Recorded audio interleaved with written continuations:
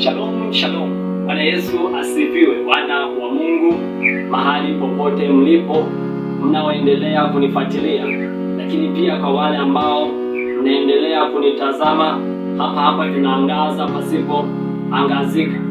Nayo sababu ya kumshukuru Mungu, kwanza kwa kunipa afya njema, lakini pia kwa kunipa kibali cha kuweza kusimama mahali hapa. Lengo na makusudi tuweze kuzungumza mawili matatu ili tuweze kujenga mwili wa Kristo. Bado tupo mwanzoni mwa mwaka 2026, ndio kwanza mwezi wa kwanza, kwa bado tupo mwanzo kabisa, ndio tunaanza. Hivyo weka mambo yako vizuri, weka mipango yako vizuri, kile ambacho nakitarajia mwaka 2026 uweze kufanikiwa au kiweze kukamilika mwaka huu, basi hebu kiandae na ukiweke vizuri kabisa. Naamini hadi mwaka uishe, basi mambo yote yatakuwa yamekaa sawa. Tangu mwaka uanze 2026 sijaonekana, sijazungumza kitu chochote, wala sijaposti.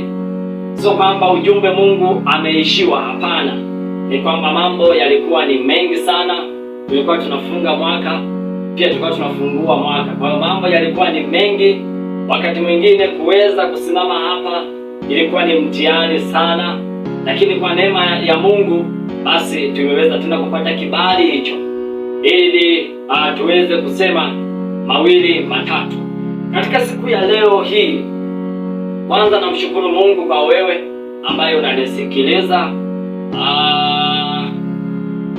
Ni nafasi ya kipekee sana ambayo Mungu pia ameweza kuiachilia kwako uweze kunisikiliza, lakini pia uweze kunifuatilia. Tunaangaza pasipo angazika. Wakati tunamaliza mwaka hapo nilisema kwamba tunaangaza pasipo angazika mwaka 2026, basi utakuwa mwendo wa Injili, utakuwa mwendo wa masomo, utakuwa mwendo wa kufundisha neno la Mungu, kwa sababu Bwana hajaishiwa masomo, kwa sababu Bwana anao watu ambao anatarajia au anategemea kila siku awafundishe. Kwa tunaangaza pasipoangazika pamoja na chaneli yetu Safari ya Matumaini. Hatutaishiwa masomo, hatutaishiwa mafundisho mbalimbali ya neno la Mungu, kwa sababu bado Mungu anao watu ambao anataka awafundishe ili waweze kufika kwenye hatima ya wokovu, kwenye hatima ya maisha, kwenye hatima ya kuweza kumuona Bwana. Bwana ameweza kunipa ujumbe katika siku hii ya leo ili tuweze kujifunza wote kwa pamoja. Na ujumbe wa leo unasema ya kwamba usichukuliwe na mafundisho ya kila aina unapoyasikiliza au unapoyaona. Usikubali kufundishwa bila kumtafakari kwanza Mungu. Usichukuliwe na mafundisho ya kila aina. Subiri nikwambie, yawezekana mwaka 2025 kuna mafundisho ambayo uliweza kuyabeba, kuna mafundisho ambayo yalikuchukua, kuna mafundisho ambayo uliyachukua ukajikuta unaingia kwenye shimo ambalo kutoka kwako imekuwa ngumu sana, kutoka kwako imekuwa tabu sana. Kuna watu walibeba mambo, kuna watu walibeba masomo, kuna watu walibeba ujumbe, kuna watu waliwasikiliza watu wakati wanafundisha, wakajikuta wamebeba yale mafundisho pasipokujua hayo mafundisho, je, ndani yake yana Mungu au ndani yake yana shetani? Ndani yake kweli humu kuna Yesu au ndani yake hakuna kitu chochote? Kwa wakajikuta yale mafundisho wanayabeba na wanayachukua, wanaenda kuyafanyia kazi pasipokujua kwamba wanamsaidia kazi shetani. Sikiliza nikwambie, mwaka huu usikubali kunyakuliwa na mafundisho mbalimbali ambayo watu wanafundisha, bali kinachohitajika ni wewe msikilize kwanza Mungu juu ya kile ambacho unakisikiliza, ili Mungu aweze kukufundisha. 2025 watu wengi sana wameweza kunyakuliwa na mafundisho mbalimbali, wameweza kunyakuliwa na miujiza mbalimbali, wameweza kunyakuliwa na kila aina ya takataka ambazo wengine wanaziita ni huduma za kimungu, ambazo wengine wanaita masomo ya kimungu, ambazo wengine wanaita ni mafundisho yametoka mbinguni, kumbe ni mafundisho ambayo yametoka kwa Shetani. Sasa panahitaji Roho Mtakatifu aweze kukusaidia sana, kwa sababu kila anayefundisha anasema ya kwamba ametumwa na Mungu. Kila anayefundisha anasema ya kwamba ameitwa na Mungu. Kila anayefundisha anasema ya kwamba Mungu amemwagiza aje afundishe kitu hiki. Sikiliza nikwambie, kila mtu atafundisha na kila mtu atasema na mtu na kila mtu atahubiri, lakini kinachohitajika ni wewe unayesikiliza. Je, unachukua kitu gani katika mafundisho hayo? Kwa sababu hata Shetani analibadilisha neno, yani anaitumia ile Biblia kukuhubiria wewe, alafu wewe unaamini kwamba anayezungumza ni Mungu, kumbe hazungumzi Mungu bali anazungumza Shetani. Na ndicho kitu ambacho 2025 watu wengi sana kimeweza kuwanyakua, na ndio kitu ambacho 2025 watu wengi sana wameweza kubebwa na mafundisho ya ajabu ajabu. Wameweza kuchukuliwa na mafundisho ya kila aina, wameweza kuchukuliwa na takataka za kila aina ambazo wao wanakubali kuwa ni mafundisho, ambazo wao wanakubali kwamba hiki ni kitu kilichotoka kwa Mungu, kumbe hakijatoka kwa Mungu. 2026 usikubali kusikiliza kila mtu alafu kila unachokisikiliza unakibeba. Wengi wameenda kwa watu wakitafuta miujiza, hawataki kumtafuta Mungu bali wanatafuta miujiza.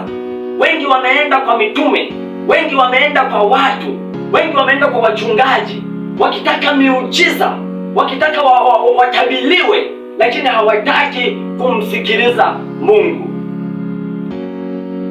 Kwenye maandiko, kwenye kitabu cha waraka wa Waebrania, kwenye kitabu cha Waebrania sura ile ya 13 na ule mstari wake wa 9, maandiko yanasema msichukuliwe na mafundisho ya namna nyingine, msichukuliwe na mafundisho ya namna nyingine na ya kigeni, maana vizuri moyo ufanywe imara kwa neema, wala si kwa vyakula ambavyo wao waliokwenda navyo hawakupata faida. Tusichukuliwe na mafundisho ya namna nyingi.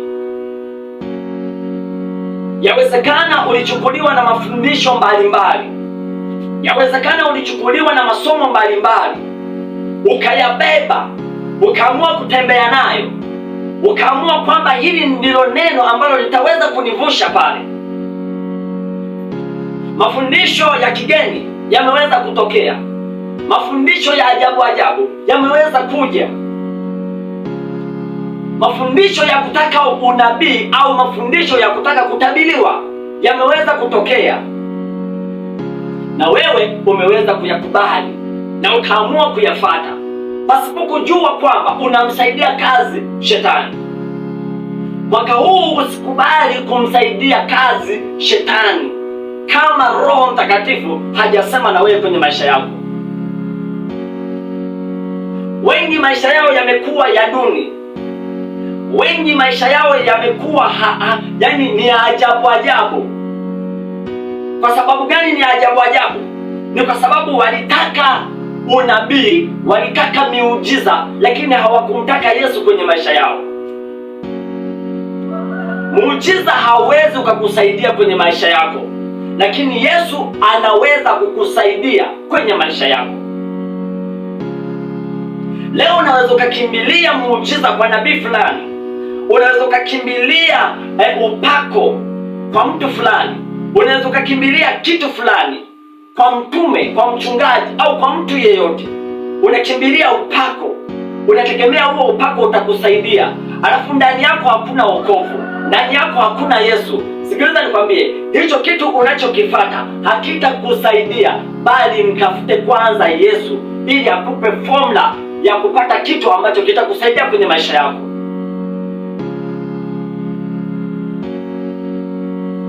ishirini na tano.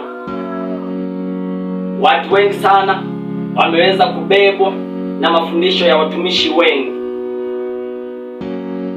Sikiliza nikwambie, Shetani amewainua watu wengi sana 2025 kuja kuangamiza maisha yako. Ameleta mafundisho mbalimbali, ameleta unabii wa aina mbalimbali, ameleta kila aina ya uchawi kanisani, alafu tunauita kuwa ni kitu cha kimungu. Kumbe hakina utaratibu wote wa kimungu, na tukajikuta tunakibeba. Wapo watu walibeba mafuta, wapo watu walibeba keki, wapo watu walibeba maji, wapo watu walibeba vitambaa vya manabii, wakitarajia hivyo vitu vitawasaidia kwenye maisha yao, alafu ndani Yesu hayupo. Ni ngumu sana. Hata hicho ambacho wewe unakitegemea kuwa kikusaidie hakitaweza kukusaidia kama Yesu hayupo ndani yako. Mtake sana Yesu aweze kukusaidia pale unapokuwa umefeli. Mtake sana Yesu akupe mwongozo mzuri kwenye maisha yako. Usitake vitu ambavyo kesho vinaisha. Mtake Yesu ambaye yeye haishi kesho, bali anaendelea kuwepo milele na milele. 2026 ukawe wa kitofauti sana kwenye maisha yako. 2026 ukawe mwaka wa kipekee sana, ukabadilike. Usikubali kupokea mafundisho mbalimbali, usikubali kupokea mafundisho kwa kila mtu. Sikatai kwamba usipokee fundisho, pokea, lakini hakikisha Roho Mtakatifu amekupa ishara ya kupokea au kutokupokea.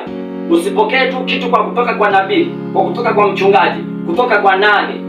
Usipokee bila kumsikiliza Roho Mtakatifu. Hata hiki ninachokizungumza usikipokee kama Roho Mtakatifu hajasema na wewe, kwa sababu kitakachotokea ni kunitukana pasipo kumsikiliza Mungu anasema nini juu ya maisha yako. Kwa kabla hujatukana kitu chochote, kabla hujasema kitu chochote, msikilize kwanza Mungu anasema nini juu ya maisha yako. Mungu akubariki sana. Benjamin Mahega, tunaangaza pasipo angazika, penye giza tutakuwa nuru. Mungu akubariki sana. Amen.